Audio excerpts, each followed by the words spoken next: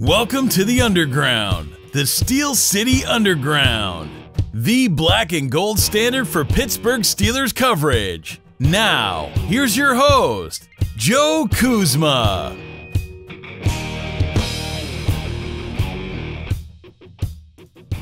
Hello, everyone, and welcome to another edition of the Steel City Underground podcast presented by Under Armour. I am your host, Joe Kuzma. Today, I gave Brian Roach a vacation day.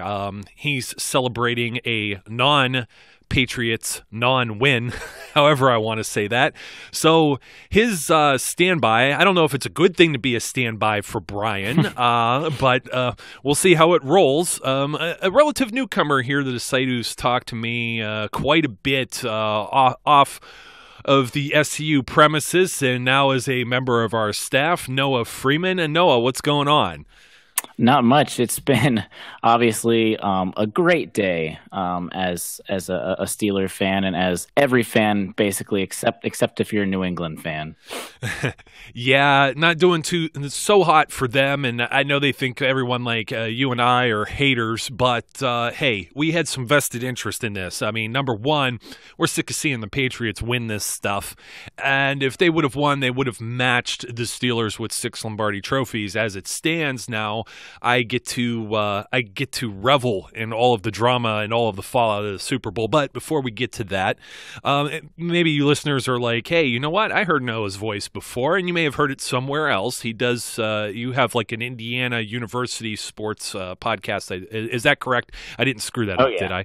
Okay. Yeah. The Hoosier Sound. If any of you guys are IU fans out there and you want to get some more IU stuff out there, we do some IU things and we have some extra stuff on the side. So we do talk about like the Super Bowl and everything when it comes up.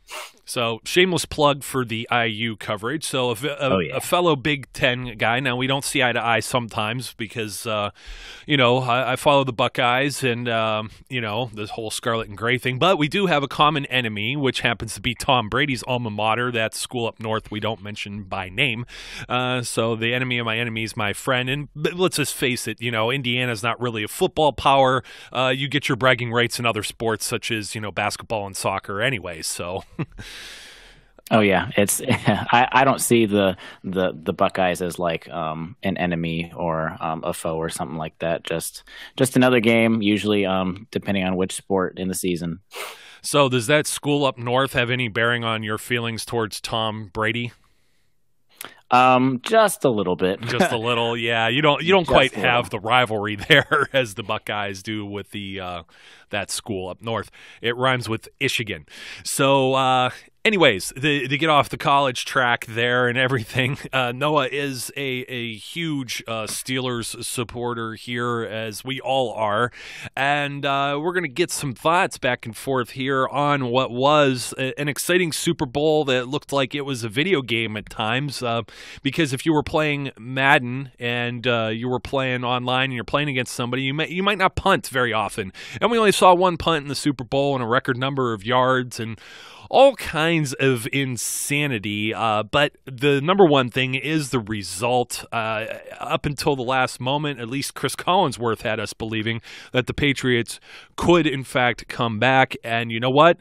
When you have a team like them, I was sweating it the entire way.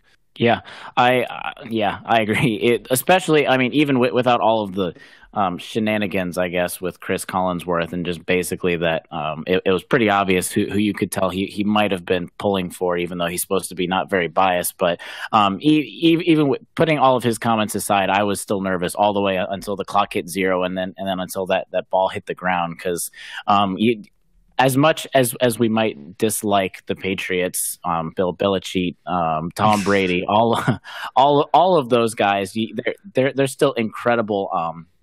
Like coach, Tom Brady's an incredible quarterback.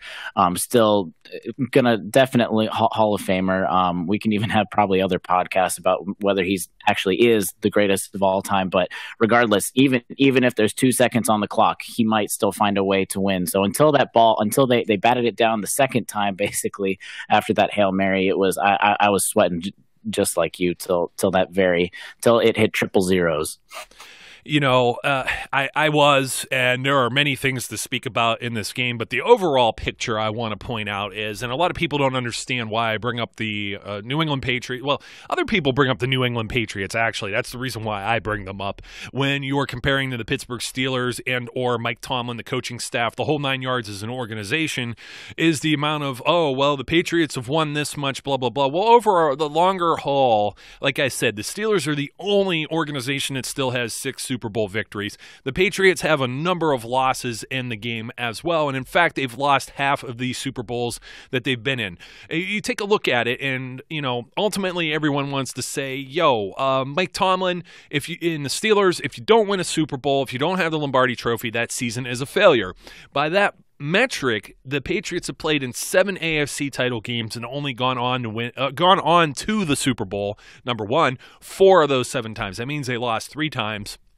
Broncos and Ravens, if we were keeping score at home.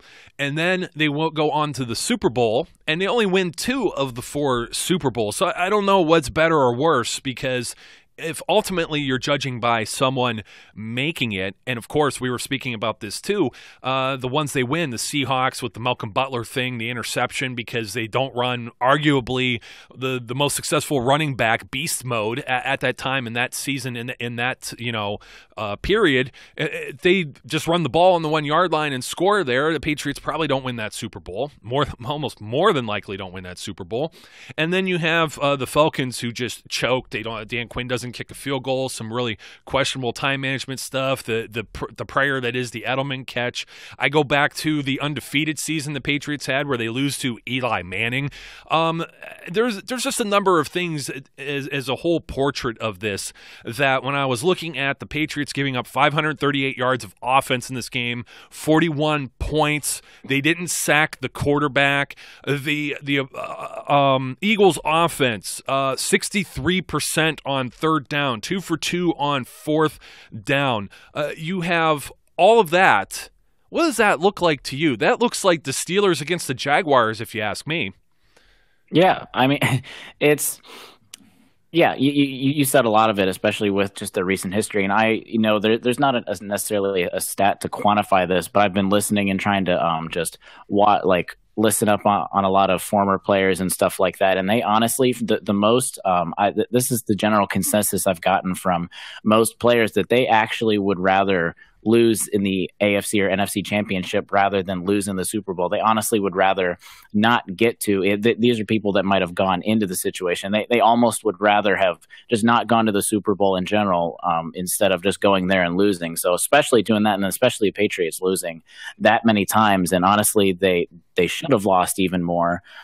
It just goes to show that maybe they are a powerhouse, but maybe it goes to show that they're not too far off from what our Pittsburgh Steelers are, basically. And, when they got Josh McDaniels back, that was huge. That was huge for their offense. That's huge for Tom Brady. There's no doubting that, Belichick is a great coach. You know what I mean? There's no doubt that Tom Brady is a great quarterback. I'm not trying to diminish anything that they've accomplished, but at the same time, when you try to put the shoe on the other foot, you got to say 31 other teams failed, or in this case, 30 other teams, because they're one of the 31 that failed because they did not get to raise the trophy last night. And that's kind of where I'm getting at with this, is you got to lower the bar.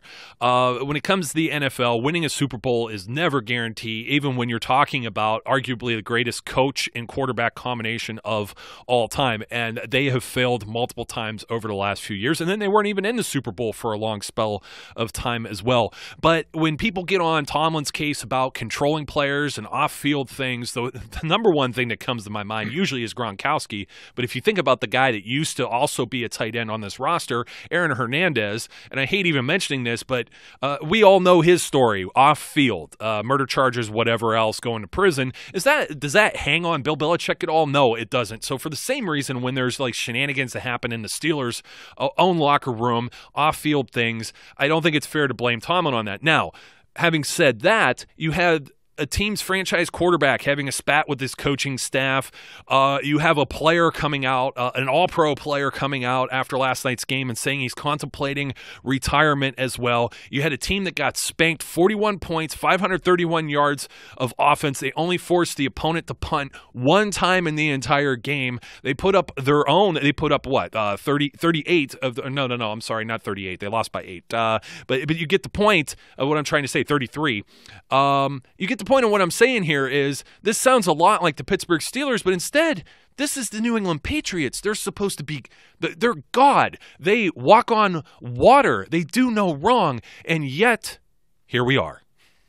Oh, yeah. And to go back to the Gronk thing, this is it's one thing right after the Super Bowl. Emotions are high. You just lost honestly, it was an incredible game. Last night was an incredible game, but it's one thing right after the Super Bowl to go say, oh, maybe I might not come back next year, that kind of stuff. It's more of like what Ben was talking about last year. I mean, emotions are high. You can't really take what these players say very seriously until a few weeks after everything's digested and they're thinking a little normally after the adrenaline has gone down. But also, I'll give credit where credit's due. I heard this on Golick and Wingo this morning. Trey Wingo was talking about, if you actually heard the reporter when they asked Gronk last night, about just his future basically and stuff like that, whether he was contemplating retiring, the very first thing he said, they actually don't show this a lot, but the very first thing he said was he turned around and said, "Who told you that?" Which basically means he's had this conversation even before last night. So it wasn't necessarily last night's game was influencing his decision. It was something that was going on before. And even going back to just the shenanigans they had about Ben last year and everything, that's not even the same situation. That's almost even worse. So it's kind of, to your point, it's exactly the same kind of stuff. And almost a lot of the stuff is worse with how the off-field things are going with the Patriots and how it's just not, it's not all the Steelers with all the off-field things. And honestly, there's almost no team that has zero off-the-field issues. And it's just a part of the game. It's a part of civilization and humans and everything. There's going to be some spats between people, but it doesn't mean that one team is immune to it over another. And hopefully this kind of stuff just shows that maybe the Patriots aren't exactly the undefeated team that every single year that we might want to see, which basically every single year the media always puts it up that the Patriots are going to go undefeated. And look what happens at the end of every regular season. Well, in September when they lose a game or two, and my famous quote is, I love the Bill Belichick quote of saying that September is an extension of the preseason and training camp because they're still ironing things out. It's because of the collective bargaining agreement, the limited amount of contact and practice in pads and things of that nature that have changed the NFL and arguably caused tackling issues, which we'll talk about here in a few moments as well. But everyone who says fire Mike Tomlin for all these different reasons, guys showing up in fancy cars at training camp and things like that, you could point to Rob Gronkowski as like a prime example of a guy who just marches to the beat of his own drum.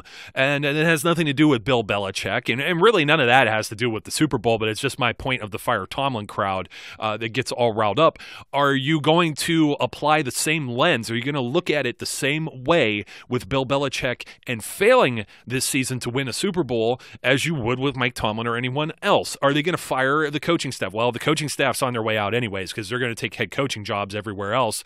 Matt Patricia is already officially the head coach of the Detroit Lions. I wonder if they're going to have any buyer's remorse after seeing they have defensive problems. They're hiring a defensive guy to fix them, and then this guy. I said, and to some credit to myself, and Brian, we talked about the defensive line for the Philadelphia Eagles, and I also talked about how the Patriots defense could be exposed if Nick Foles plays well. I was not a Nick Foles truther.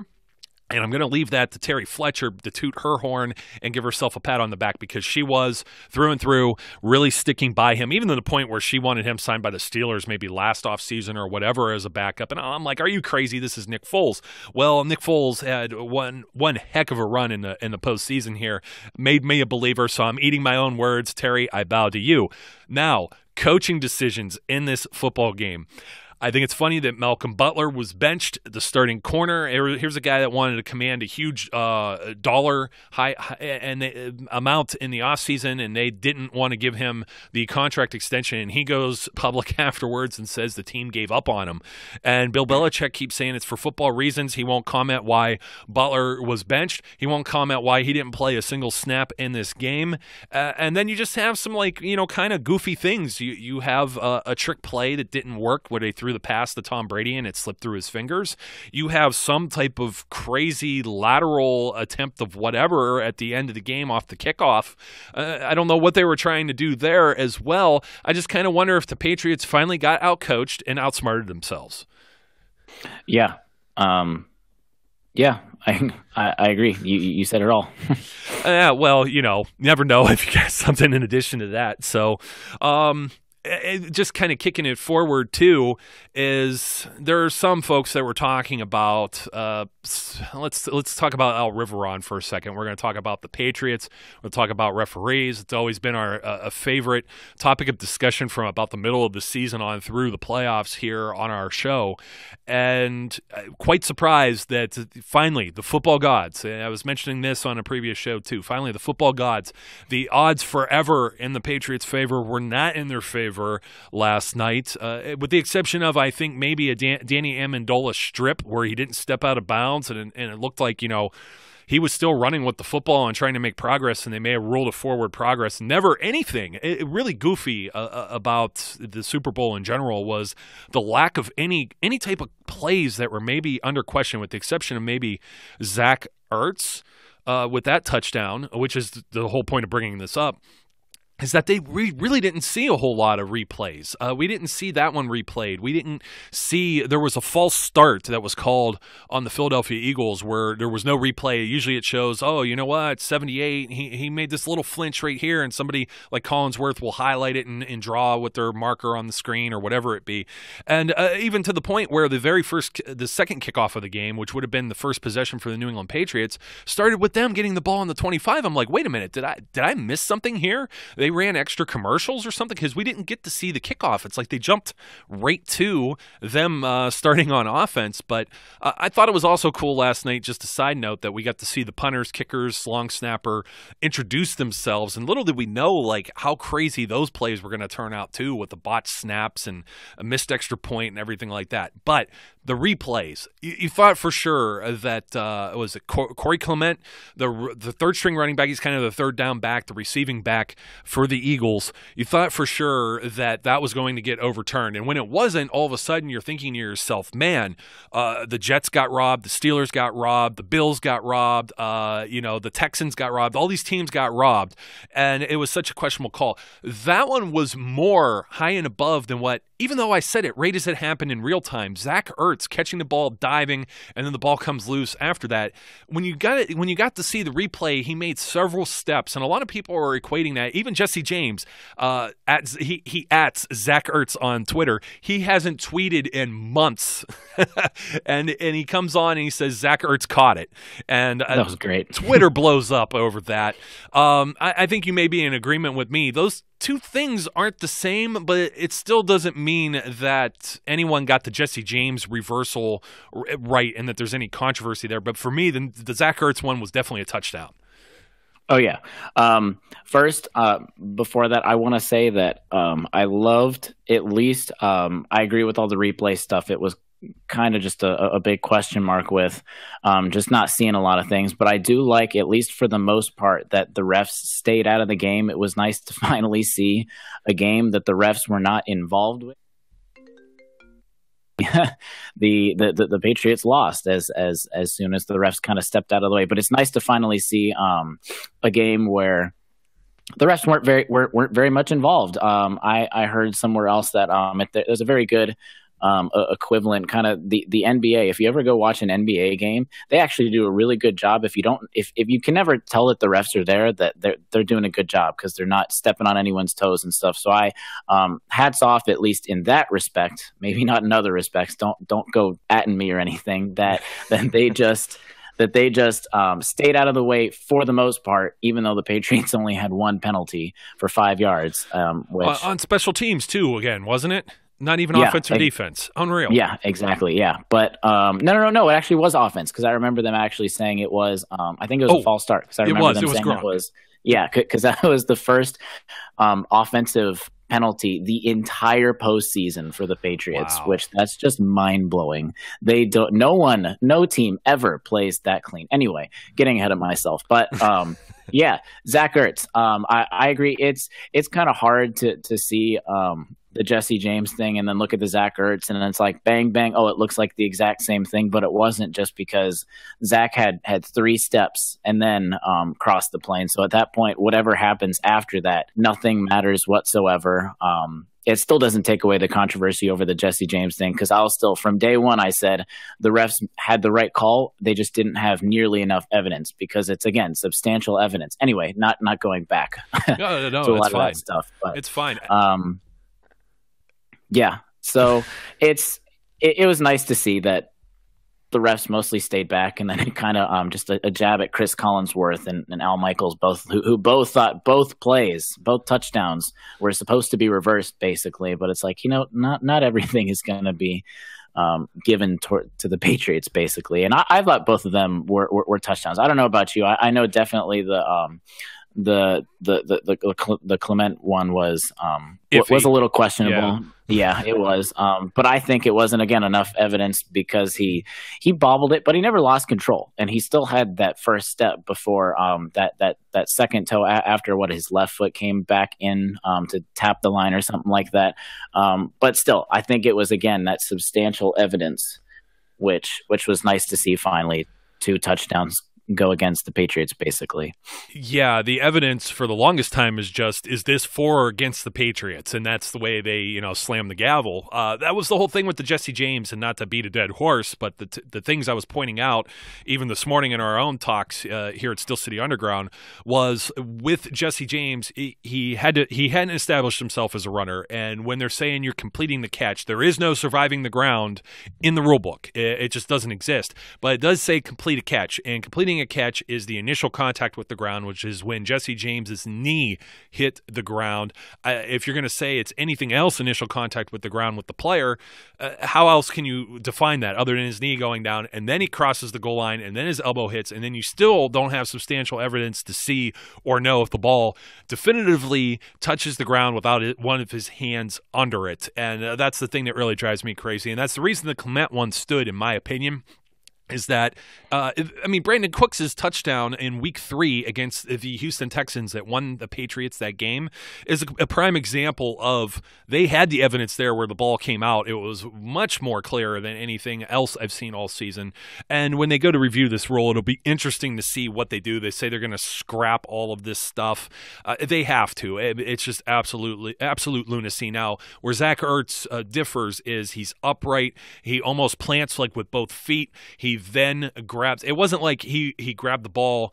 Jesse James grabbed the ball, was turning, diving, going to the ground. Zach Ertz was upright and takes at least 2 steps and then crosses the plane. And then when you lose the ball, all bets are off there. It's a dead ball if you cross the plane, just as you would as a runner. So they're saying he is a runner in that circumstance. So I had no issue with it. I didn't see any controversy. I couldn't see why it took so long. I also couldn't figure out why they didn't have a former referee like they do on every regular broadcast anywhere, like a Dean Blandino or a Mike Pereira or was it John Kerry? I'm trying to think who the other guy was that was a Super Bowl referee. All these guys that have worked in the league for years, kind of describing what's going on. It's like it was almost like they made a very conscious effort to not tick people off last night, including all of the veterans, the World War II guy that flipped the coin. I think that the NFL made a very conscious effort to try and keep people tuned in and to not rub them the wrong way, including the way they handled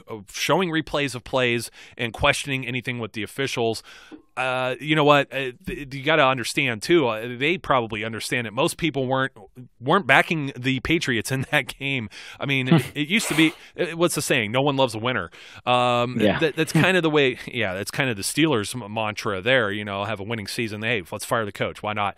So, actually speaking of that, it might be time to just let all of that go and hope that it gets sorted out for next year. The big thing for me was the spotlight that they shined on James Harrison. I'm glad they did it. I think everyone in Pittsburgh or that's part of Steelers Nation had their eyes glued to 92 in that Patriots uniform last night, and I think they saw what the Steelers coaching staff had saw all throughout whatever with camp or however they decided to handle Harrison this year, what they see in practice that the rest of us don't see, and that was a guy who is 39 years old and who missed tackles. Patriots had 8 missed tackles. Now, I couldn't get a total of how many Harrison missed. I was telling everyone the over-under on it was 4 because I think I've seen at least 3. A few other people were saying 5. So I'm going to the conservative part is 3. If you want to be a little more liberal in that interpretation, 5 missed tackles. Of 8, maybe. He was also exposed on a play where I wish I could attribute it correctly. I think it was Ray Fittipaldo. He's one of the beat writers for the Steelers and other Pittsburgh sports. He said something about Collinsworth literally was blowing up James Harrison. Look at this. He sniffed out like it was a little dump off pass to one of the running backs, Clement, or I don't know if it was Ajayi or Blunt or whoever was out there. And, it looked like James Harrison was in man coverage because if he was in a zone, I was saying he wouldn't have reacted the way he would have. He would have already been moving in that general direction as to not seal that edge. And Harrison literally grabs at the guy and and Collinsworth calls it a veteran move, and Fittipaldo says what Collinsworth just described was a penalty by Harrison, and he's calling it direct quote. He called it a veteran move, but the Patriots he missed. Just missed him. Yeah, he got beat, and I was shaking my head like, are you kidding me? Like, are we saying that James Harrison is doing all these great things when LeGarrette Blount has like maybe I think it was a 36-yard run on what set up a touchdown a play or two later, and Harrison like overran it, didn't seal the edge, didn't contain. On another one, he was pancake blocked, and he was missing tackles. No sacks from him or anyone in the Patriots, and the way it rides out now is what I was saying before this game even started, and I caught a lot of heat for it, but James Harrison, no sacks this postseason in 3 games. Patriots had 11 sacks, 8 of those on Marcus Mariota, 3 of those on Blake Bortles. No, the strip sack was Kyle Van Noy. Harrison got to the party late on that one. It's officially written in the stat sheet like that, folks, so you could verify this. I'm not just blowing smoke here. 0 sacks. This is a guy that you're afraid, hey, Belichick's going to take him. He's going to take him like Randy Moss or Junior Seau or Corey Dillon or any of these guys that he molds and finds that are former high draft picks, and he's going to have this huge impact on the Super Bowl. He had 1 solo tackle and 1 assisted. It was very disappointing, a very disappointing night for Harrison, but validates for me that the Steelers were right in making the decision they made. Oh yeah, and I think the one play that you already posted up on Twitter and everything, the one play that basically sums up anything and everything with James Harrison just this season is just that last field goal to make it an 8-point game where he lines up, he steps back after Philly kicks it, and then you just watch it. He's just watching it go in, not doing anything, and that kind of just summed up everything. But because it's James Harrison. He's still probably on some team could have done something this season, but it's just what we've already beaten to a dead horse. That's just not how linebackers are being used anymore. They're not being used as people to go in and then just rush the pass every single play. Those outside linebackers are guys that have to drop back, and that's just not his style. And you saw how they didn't. Both teams actually didn't really. Rush the passer like too much, and even when Harrison did, he was basically ineffective. He had 2 tackles and 1 was just a solo tackle. That's it. That's all he did, and he played most of the game. So again, beating a dead horse, but yeah, I think hopefully people are starting to see a lot of the stuff that Pittsburgh saw with James Harrison, that it just wasn't worth it to keep him, especially with all the off the field shenanigans, which again, Pittsburgh people are complaining about off the field shenanigans. Well, they just got rid of someone this season, and we go and basically bash Tomlin and everything for getting rid of someone, but we got rid of an off the field issue, and then the Patriots take on an off the field issue. So yeah, Yeah, it's usually it's Belichick, the disciplinarian, and he makes that work with a lot of guys, and all the credit to him. And I understand James Harrison. Who are you going to go play for of the people that are probably dialing your number after you're released? He had to have it in his mind that maybe the Patriots are one, and that's a team I could go to and stick it to the Steelers. Well, it didn't work that way because they never ended up matching up against each other. And I still surmise that Belichick was looking for some inside intel or something. How much of that could be bogus or whatever, I'll leave that up to you. But that is a common perception of that situation. They never ended up meeting, so that never materialized. But I think I found it funny that Harrison did play in this entire game, up through the games, including the Jets game where he sacked Bryce Petty. Okay, the Jets, 2 sacks, and I think there was a forced fumble in that game too. He had only been playing about half of the game, so he was a rotational guy. In the Super Bowl on Sunday night, he plays 68 of the 75 defensive snaps for the Patriots, 91% of the game, and that's all the more impact he had. And I'm pretty sure one of those tackles was the play I was just talking about, where he did end up chasing that running back from behind after getting beat, because one of the corners came up and actually made the initial kind of contact or stop, or at least slowed him down in order for Harrison to catch up and kind of just jump in on that himself. So I point that out, not to be a James Harrison hater. I point that out for all the other people who had the blinders on. I read it on Twitter. I got lots of Facebook comments. There were arguments and debates about it. I just kind of shut it off. I mean, to be honest, I love reading everyone's feedback, but I can only take so much. And to some people, they're going to fight, and they're always going to be right, and I'm going to be in the wrong. So I need to cut my ties. But the folks that were saying, yeah, well, he had a bunch of quarterback hits. He only had one the whole postseason, one on Blake Bortles somewhere that was attributed as a quarterback hit, official statistics with the NFL. He didn't have a single sack, official statistics from the NFL. He had 7 solo tackles in 3 postseason games, officially from the NFL, 2 assisted tackles. That's not a huge contribution. In fact, pretty much anyone could go out there and probably get 2 or 3 tackles, depending on the situation and how many snaps that you're playing. So the Harrison thing, I think the Steelers were validated. I think he showed that he's a 39-year-old linebacker. He showed some flashes at points, but the fact of the matter was the Eagles easily contained him. They abused him at certain times in the run game, in the pass game, and I won't say he's necessarily exposed because the rest of the Patriots team is a lot stronger. Had he been on the Steelers in the same situation, you can't tell me that he would have been better than TJ Watt in the same type of position. So the Steelers, by all means, vindicated, locker room headache out of the way, and now they don't have to deal with the decision of whether this guy wants to return at age 40 this year, because there's no way he's coming back to Pittsburgh after what he just did, and they can leave that all in Belichick's hands. So I'm happy. Fly, Eagles, fly. It's not the Steelers' victory, but it's a team that hasn't won a Super Bowl before, maybe long overdue for the city and the franchise, so you got to be happy to see that instead of the same old. And in the way that it happened, you saw Tom Brady go down, you saw Belichick make questionable coaching errors, and you just saw the whole thing kind of collapse, and that nearly happened the year before. So now everyone has to get off the high horse. I think it changes the narrative through the offseason. Is this guy retiring? Is there any type of thing with Brady and Belichick, Malcolm Butler? They have so much off-season drama now that they have to clean up their own house, and I'm enjoying every second of it. Yep, Gronk too. Don't forget Gronk. Absolutely. So Noah, hey, great to have you on, man. It was a good time, and I have more to say about this, but I won't bore everyone to tears since we're up against it.